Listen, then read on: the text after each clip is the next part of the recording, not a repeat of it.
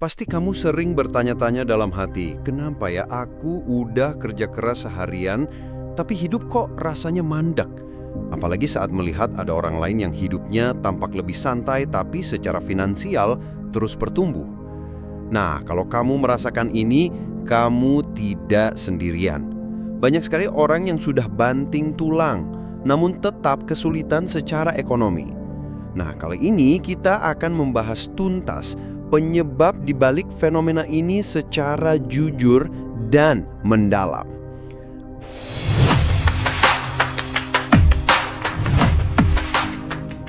Memang benar kerja keras itu adalah model penting, tetapi itu tidak mungkin membuatmu kaya.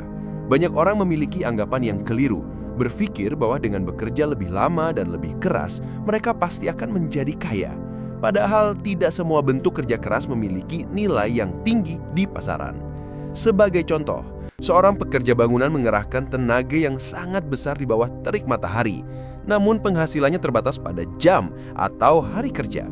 Satu-satunya cara menaikkan pendapatan adalah dengan menambah jam kerja, yang tentu melelahkan dan tidak dapat diskalakan. Sebaliknya, seorang programmer bisa membuat satu aplikasi dalam beberapa hari, dan aplikasi itu bisa dijual berulang kali kepada ribuan orang, menghasilkan pendapatan pasif. Inilah contoh kerja cerdas yang memiliki sistem pengungkit. Ini bukan sekadar soal profesi, tetapi juga pola pikir. Banyak orang yang bekerja keras pada rutinitas yang sama selama bertahun-tahun tanpa pernah meningkatkan keahlian atau mencoba hal baru, sehingga mereka tidak berkembang. Mereka terjebak karena berpikir bahwa kerja keras aja sudah cukup. Padahal di dunia yang cepat berubah ini, nilaimu ditentukan oleh dampak yang kamu ciptakan, bukan oleh seberapa lelah dirimu. Ada juga yang berharap menjadi kaya hanya dengan loya pada perusahaan. Namun, jika keahlianmu tidak bertambah, pendapatanmu pun akan stagnan. Kamu hanya sibuk membangun mimpi orang lain dan melupakan mimpimu sendiri. Coba renungkan, apakah kerja kerasmu saat ini membuatmu berkembang atau hanya membuatmu sibuk membayar tagihan? Banyak orang yang sibuk namun tidak produktif.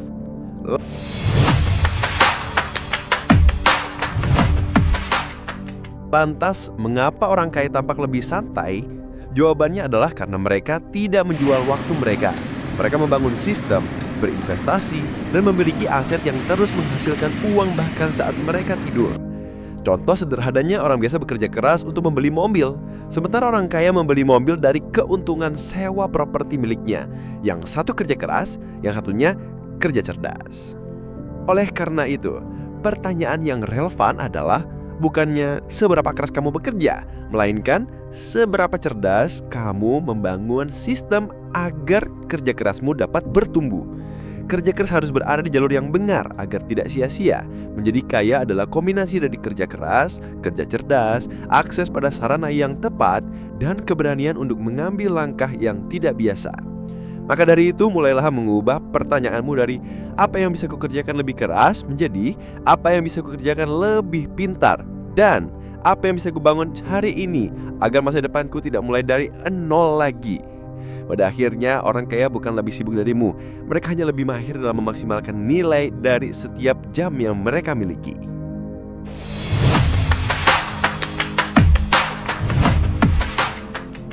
Kerja sudah lebih giat, lembur sudah sering. Kenapa tabungan gak nambah? Gaya hidup sudah dihemat, nongkrong sudah dikurangi. Kenapa aman secara finansial masih sebatas mimpi? Jika semua cara benar sudah kamu coba tapi hasilnya nihil, pernahkah kamu berpikir mungkin bukan caramu yang salah, tapi sistem permainannya yang memang tidak adil? Sederhananya begini, kamu bekerja 8 hingga 10 jam setiap hari dengan upah minimum atau UMR yang sebagian besarnya langsung habis untuk membayar sewa tempat tinggal, cicilan, makanan, transportasi, dan utang. Pada akhirnya hampir tidak ada yang tersisa untuk ditabung, apalagi untuk berinvestasi. Sementara itu, orang yang sudah memiliki modal dapat dengan mudah menempatkan uang mereka di instrumen seperti saham, properti, atau bisnis. Uang mereka lah yang bekerja menghasilkan lebih banyak uang, sehingga mereka bisa semakin kaya tanpa harus bekerja sekeras kamu. Disinilah letak ketidaksetaraannya. Uang akan jauh lebih mudah berkembang jika kamu sudah punya modal awal. Jika mulai dari nol, kamu harus bekerja berkali-kali lipat lebih keras hanya untuk bisa bertahan hidup. Masalahnya lebih dalam dari itu, karena sistem ekonomi ini cenderung mencari keuntungan dari kelompok masyarakat bawah. Contohnya, upah buruh ditekan serendah mungkin, kemudahan cicilan ditawarkan untuk mendorong konsumsi, dan pajakmu sebagai karyawan dipotong secara otomatis. Sementara orang kaya seringkali punya cara untuk menghakali pajak mereka. Coba perhatikan juga, orang dengan ekonomi lemah seringkali membayar lebih mahal untuk banyak hal. Karena tidak mampu membeli barang berkualitas, mereka membeli yang murah tapi cepat rusak sehingga harus membeli lagi. Karena tidak punya uang muka untuk rumah, mereka terus menyewa dan kehilangan uang setiap bulan. Karena tidak punya akses ke bank, mereka terpaksa meminjam dari pinjol dengan bunga yang mencekik bandingkan dengan orang kaya yang bisa mendapat pinjaman berbunga rendah. Kesenjangan ini juga terjadi di dunia pendidikan. Orang kaya mampu membiayai kursus mahal, sekolah di luar negeri, serta memiliki akses ke informasi dan relasi penting. Sebaliknya, orang dari kalangan bawah harus berpikir keras hanya untuk bisa kuliah, dan setelah lulus pun belum tentu mendapat pekerjaan yang baik karena perbedaan mentalitas dan jaringan. Sistem ini membentuk sebuah siklus. Yang kaya memiliki semakin banyak sarana untuk berkembang, sementara yang miskin terjebak di posisi yang sama dan sulit untuk naik kelas. Celakanya, kesuksesan seringkali dianggap murni hasil kerja keras, padahal titik awal, akses, dan kesempatan setiap orang sangat berbeda. Bayangkan seorang anak yang sejak kecil setelah ikut berbagai les dan sekolah internasional bersaing dengan anak yang sepulang sekolah harus membantu orang tua berjualan. Tentu saja persaingannya berat sebelah. Pada dasarnya, sistem ekonomi kita bukan tentang siapa yang paling rajin, melainkan tentang siapa yang memahami dan semua bisa memanfaatkan sistem ini. Orang kaya menjadi kaya bukan karena mereka bekerja paling keras, tetapi karena mereka mengerti cara kerja sistem, memiliki aset, serta punya kendali atas waktu dan uang mereka. Sementara kamu menukarkan waktumu yang terbatas dengan upah. Di sisi lain, mereka yang memiliki aset membiarkan uangnya berputar untuk mereka, memberikan mereka kebebasan finansial dan waktu untuk fokus pada hal-hal yang lebih besar. Memahami ini bukan berarti kamu harus iri. Tujuannya adalah agar kamu sadar bahwa jika kamu memulai dari bawah, kamu harus bermain lebih cerdas. Bukan hanya bekerja lebih keras, tapi secara perlahan cari jalan keluar dari sistem yang menahanmu. Carilah keahlian yang bisa menjadi daya ungkit. Mulailah membangun aset sekecil apapun dan terimalah bahwa sistemnya mungkin tidak adil. Begitu kamu memahami permainannya, kamu bisa mulai mencari celah untuk naik level. Ini memang tidak mudah, tetapi sangat mungkin untuk dilakukan.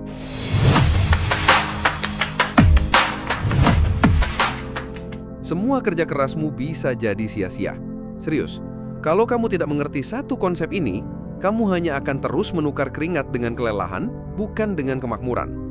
Kamu akan selamanya berlari di treadmill yang sama. Capek, tapi tidak pernah sampai ke tujuan.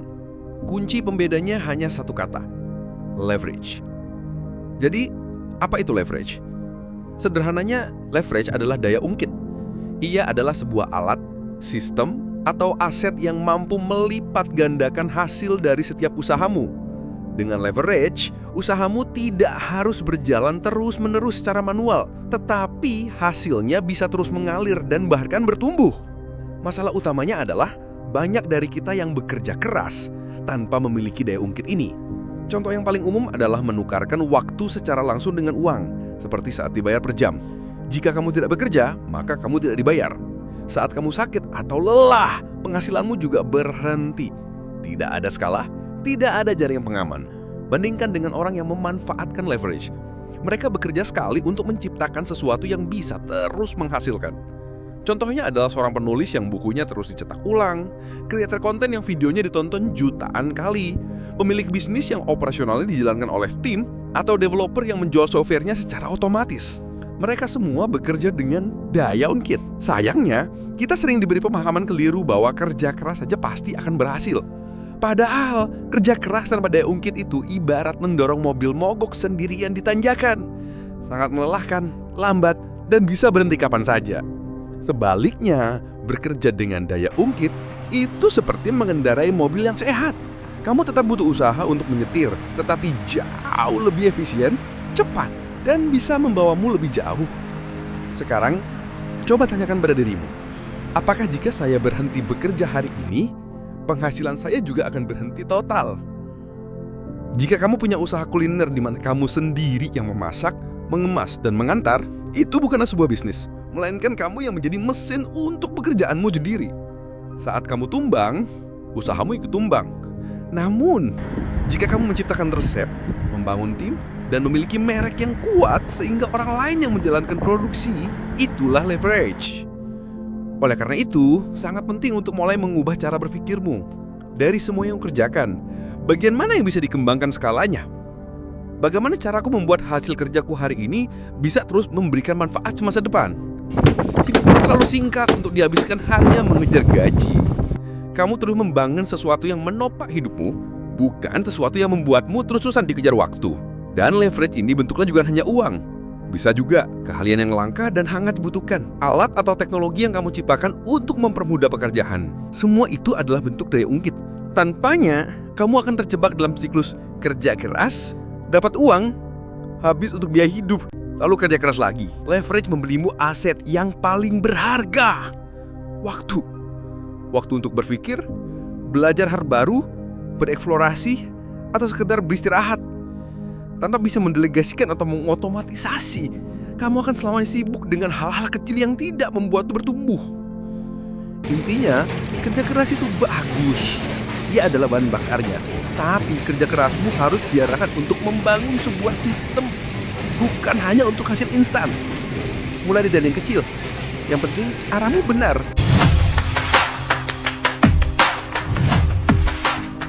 Pernah nggak sih kamu merasa sudah bekerja keras tapi kok dompet rasanya bocor terus? Gajian datang, rasanya kaya. Seminggu kemudian kok sudah ngos-ngosang lagi? Pernahkah kamu berhenti sejenak dan bertanya, jangan-jangan musuh terbesarku bukanlah keadaan, tapi keputusanku sendiri. Seringkali penghambat kesuksesan kita bukanlah faktor eksternal seperti nasib atau kejamnya dunia, melainkan pola pikir dan gaya hidup yang kita pilih sendiri. Banyak orang mendambakan kebebasan finansial dan hidup yang tenang, namun terjebak dalam pemikiran, aku berhak bahagia sekarang, atau kerja kerasku pantas diganjar hadiah. Mereka merasa wajar memanjakan diri yang akhirnya membuat gaji hanya numpang lewat untuk membiayai kesenangan sesaat, seperti sering nongkrong, membeli kopi setiap hari, atau mencicil ponsel baru, padahal yang lama masih berfungsi baik. Akar masalahnya adalah pola pikir yang terbalik, ingin terlihat sukses agar dianggap berhasil. Padahal seharusnya kesuksesan yang nyata dulu yang diraih, baru gaya hidup mengikutinya, bukan sebaliknya. Masalahnya, gaya hidup yang sudah terlanjur naik itu sulit sekali untuk diturunkan. Tanpa disadari, banyak keputusan belanja kita didorong oleh keinginan impulsif dan kebutuhan akan validasi sosial. Istilah healing seringkali menjadi pembenaran untuk belanja mahal atau liburan mewah demi konten media sosial. Padahal, tindakan itu justru menambah stres finansial di kemudian hari. Pola pikir seperti ini sangat beracun karena menciptakan lingkaran setan. Bekerja keras, merasa stres, lalu belanja untuk meredakan stres, yang kemudian menimbulkan stres baru karena tumpukan utang. Dan siklus ini terus berulang. Yang lebih parah, ada ketakutan untuk terlihat tidak mampu atau miskin. Padahal tidak masalah jika kita sedang dalam fase membangun fondasi keuangan. Karena gengsi dan malu terlihat tidak up to date, banyak yang memaksakan diri membeli barang-barang yang tidak perlu, yang pada dasarnya sama dengan mencicil kemiskinan. Ditambah lagi dengan pemikiran keliru seperti, aku akan mulai menabung jika gajiku sudah besar. Faktanya, jika dengan gaji kecil saja tidak bisa disiplin, gaji besar pun kemungkinan besar akan habis juga. Ini bukan soal jumlah uangnya, tapi soal kebiasaan dan cara kita mengelola uang. Argumen hidup hanya sekali, jadi harus dinikmati juga sering disalahartikan. Justru karena hidup hanya sekali, jangan sia-siakan dengan bekerja tanpa arah hanya untuk kesenangan jangka pendek yang mengorbankan keamanan di masa depan. Pola pikir yang benar bukanlah menjadi pelit, melainkan menjadi sadar bahwa setiap pilihan keuangan hari ini akan menentukan nasibmu dalam 3 hingga 5 tahun mendatang. Kamulah yang harus mengendalikan gaya hidup, bukan sebaliknya. Jika pengeluaran gaya hidupmu tumbuh lebih cepat dari pendapatan, kamu akan selamanya terjebak dalam perlombaan mengejar tagihan. Kamu bekerja untuk membiayai gaya hidup, bukan untuk meraih kebebasan. Menikmati hidup itu tentu boleh dan perlu, tapi jangan sampai itu menjadi perangkap. Rasa nyaman yang dipaksakan melalui pengeluaran konsumtif hanyalah sebuah ilusi. Karena itu, mulailah jujur pada diri sendiri dan beranilah membedakan. Mana yang benar-benar kebutuhan dan mana yang sekadar keinginan. Mana pengeluaran untuk investasi masa depan dan mana yang hanya untuk kepuasan sesaat. Mana penghargaan diri yang sehat dan mana yang hanya bentuk pelarian dari masalah. Dan tanyakan pada dirimu secara mendalam, apakah kerja kerasku selama ini benar-benar untuk membangun masa depan atau hanya untuk menambang lubang gaya hidup yang kugaris sendiri?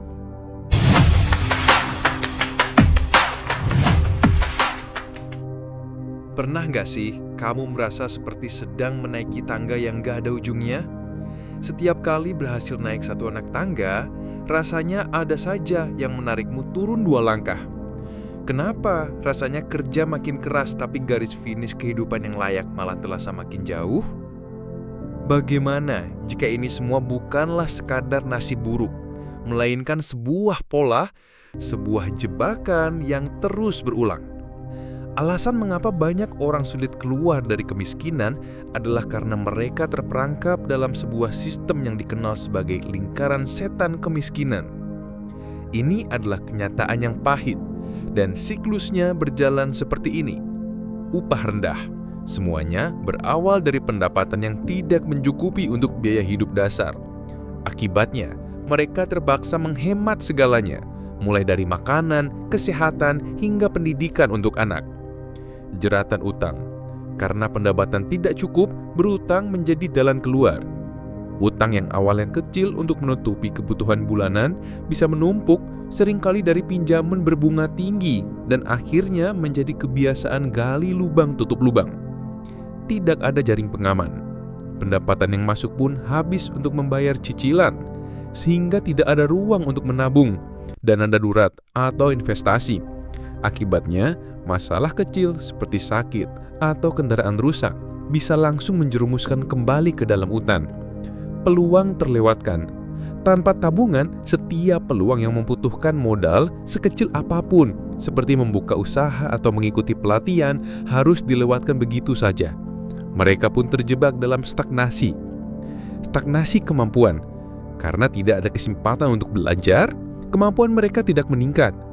Ini berarti tidak ada pula peluang untuk mendapatkan pekerjaan dengan gaji yang lebih baik, sehingga mereka terus berjalan di tempat. Warisan kemiskinan. Lingkaran ini diperparah oleh lingkungan dengan pola pikir serupa yang hanya fokus pada cara bertahan hidup hari ini tanpa perencanaan jangka panjang.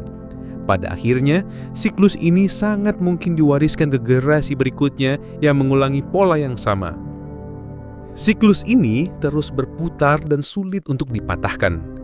Kondisi ini semakin berat karena sistem eksternal seperti biaya pendidikan dan hidup yang tinggi, sementara upah stagnan tidak banyak membantu. Realitasnya, orang miskin justru sering membayar lebih mahal untuk berbagai hal. Lalu, bagaimana cara memutus rantai ini? Prosesnya tidak mudah, tapi bukan berarti tidak mungkin. Pertama, langkah terpenting adalah kesadaran diri. Sadarilah jika kamu berada dalam siklus ini. Pahami bahwa ini bukanlah cerminan dari kemalasan atau kebodohanmu, melainkan sebuah jebakan sistemik yang memang dirancang untuk menahanmu di bawah. Kedua, mulailah dengan aksi terkendali. Fokuslah pada hal-hal kecil yang berada dalam kuasamu. Manfaatkan sumber daya gratis seperti internet untuk mempelajari keahlian baru, tingkatkan nilaimu secara bertahap, atau rintis sumber penghasilan tambahan walau hasilnya belum seberapa. Ingat, jalan keluarnya bukanlah dengan bekerja lebih keras secara membabi buta, tetapi dengan membangun daya ungkit atau leverage. Ciptakan sesuatu yang bisa melepaskanmu dari ketergantungan pada upah harian. Ini membutuhkan waktu dan tidak instan. Tarap di satu langkah kecil hari ini bisa mengubah arah hidupmu di masa depan.